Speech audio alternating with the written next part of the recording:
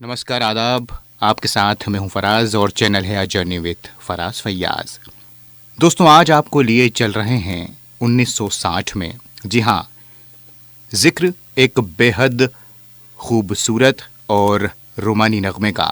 चौदहवीं का चांद हो, चौदहवीं का चांद हो या आफताब हो, शकील साहब की कलम से ये जादुई भरे लफ्ज़ 1960 में निकले थे और अपने दिलकश संगीत से इसे सजाया रवि साहब ने और मखमली आवाज़ रफ़ी साहब की। खुदा की कसम लाजवाब।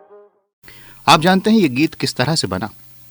जब गुरुदत्त ने रवि साहब को सिचुएशन बताई कि मुशायरे के बाद हीरो घर आता है और उसकी बीवी मीठी नींद सो रही है, उस वक्त एक खूबसूरत गीत चाहिए। रवि साहब ने शकील साहब से कहा और बातों ही बातों में घर पर गीत बनने लगा।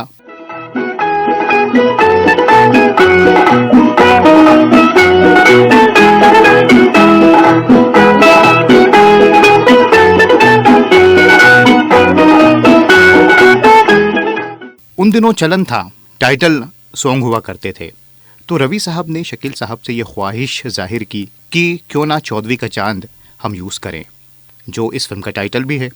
शकील साहब भी जाने माने शायर और गीतकार रहे हैं। उन्होंने फ़ौरन कहा, चौदहवीं का चांद हो या आफताब हो। रवि साहब ने कहा वाह, और धुन भी साथ साथ बनती जा रही थी। रवि साहब ने कहा आगे, शकील साहब ने कहा जो भी हो तुम खुदा की कसम लाजवाब हो। और इस तरह से ये गीत बन गया। रफ़ी साहब ने अपनी जादुई भरी आवाज़ में इसे रिकॉर्ड किया।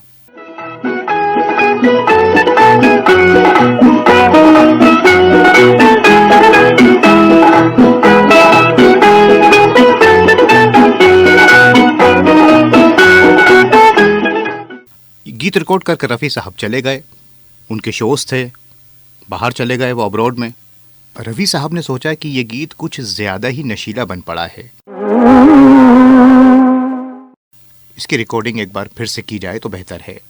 उन्होंने गुरुदत्त से भी कहा कि रफ़ी साहब जब वापस आ जाएंगे तो फिर गीत को फिर से रिकॉर्ड करेंगे। लेकिन इत्तेफाक से रफ़ी साहब को वक्त नहीं मिला और उन्होंने अपने शोज़ में भी इस गीत को गा दिया और ये गीत मशहूर होता चला गया, मशहूर होता चला गया।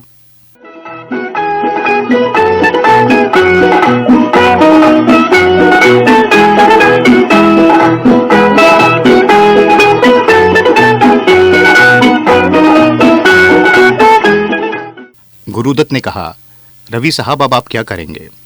रवि साहब भी अपने गीत की बुराई खुद कैसे करते? रफ़ी साहब से भी उन्होंने गीत की तारीफ़ ही की। ये अलग बात है कि बाद में इसी गीत के लिए शकील साहब और रफ़ी साहब को अवार्ड से नवाजा गया।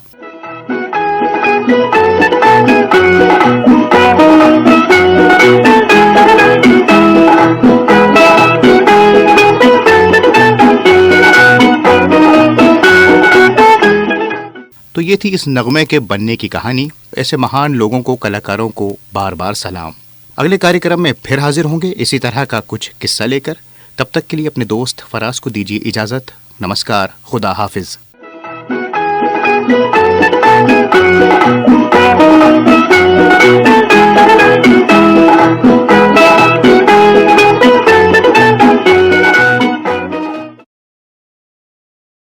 नमस्कार, आदाब, बहुत स्वागत है, इस्तकबाल है आप सभी का इस चैनल पर a journey with Faraz Faiyaz. इस सफ़र में आपका हम सफ़र हूँ मैं फराज। आपको लेके जाऊँगा फिल्मों के सफ़र पर, कला और संस्कृति की दुनिया में, जहाँ हैं दिलकश नगमे, संगीत, गायकी और बेहतरीन अदाकारी।